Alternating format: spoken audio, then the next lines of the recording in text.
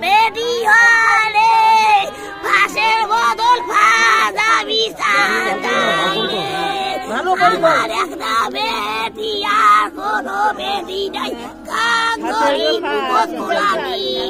রে ভাইয়া রে কেমন করি থাকিব রে ভাইয়া রে কেমন করি কই ছোয়া ডাং মারি ফেলে সোয়ার মাছ সোয়া দুধ খেয়া দেখো শেয়া দুধ খেয়া দিয়া দেখতে সোয়া ডাং করি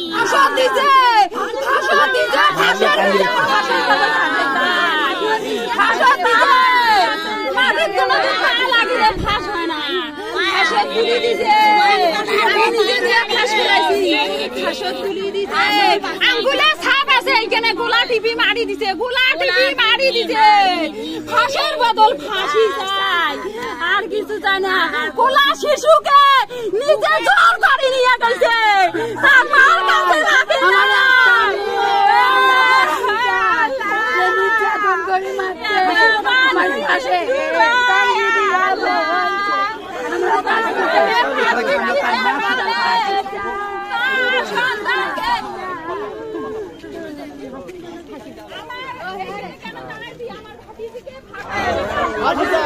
বলে বাংলাদেশের মধ্যে যত হবে সাফর হইল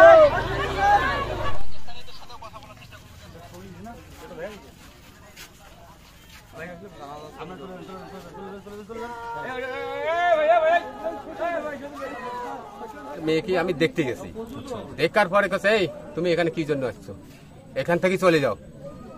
আমি বলছি যে কেন, বলছি এখানে মাস্টারি করিও না, একে পাশায় ঢুকিয়ে দেবে, এই কথাটা কইছে আমাকে। ওই লোকে বলছে পাশায় ঢুকিয়ে দেবে, শহীদার হ্যাঁ, বলছে পাশায় ঢুকিয়ে দেবে, এখান থেকে যান, এখান থেকে আড়ান। আমাকে ঘাট ধাক্কা দিয়ে তাকে আমাকে বাড়ি করে দিয়ে দিচ্ছে। কোথায় বাড়ি, আমি কিন্তু আমার ব্যাংকার না, আমার মেয়ে হয়, আমার ছোট ভাইয়ের মেয়ে। কাছে ও যান আপনি যান, কোনো এখানে কোনো টচ ফিলিং করবে না, এখান থেকে চলে যান। আজকে কি মনে করে তা মানে ওনাকে ধরতে গেছিলেন? আজকে ধরে গেছি মানে উনি দেখতেছি যে আমাদের মনোভাব সব জায়গায় উনি ব্লক করে দিছে, সব জায়গায় একেবারে লালমনি হাটুতে পাটগা মসি হইতে যা আছে সম্পূর্ণ জায়গায় উনি ব্লক করে দিয়ে দিচ্ছে, সম্পূর্ণ ব্লক করে দিয়ে দিচ্ছে। মানে আমার কোনো ভূমিকা রাখে না। কথাটা বলছি যে গরুর কয় টাকা হবে এই কথা বলছি, আর তাছাড়া অন্য কোনো বলি নেই।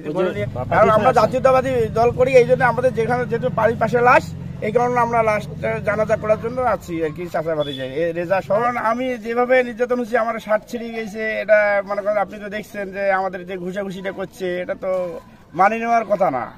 কিন্তু এখন মানে কেউ যদি মারা গেলে যদি মাটি দিতে আসতে যদি সমস্যা হয়, আমরা তো ছেলেও কিছু না মেয়েও কিছু না। কালকে যদি মনের ইয়া ধরে থাকতাম তাহলে আমি তো এখানে জানাতে আসতাম না, সেটা জানি না, আমি সেটা জানি না, আমি হলে কিছুই জানি না।